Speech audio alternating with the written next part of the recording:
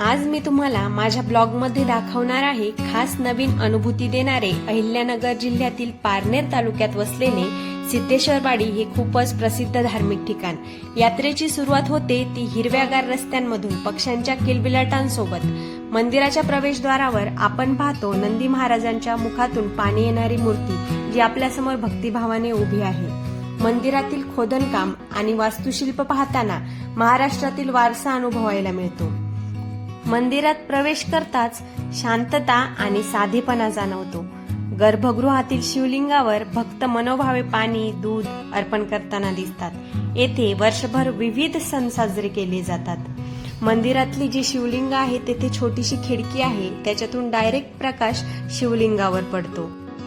मंदिराच्या सभोवतालचं वातावरण खूप प्रसन्न आहे। तुम्ही पाहू शकता पाठीमागच्या बाजूने ज्या पायऱ्या आहेत त्या उतरून गेल्यानंतर पाठीमागचा नजारा काहीसा असा दिसतो।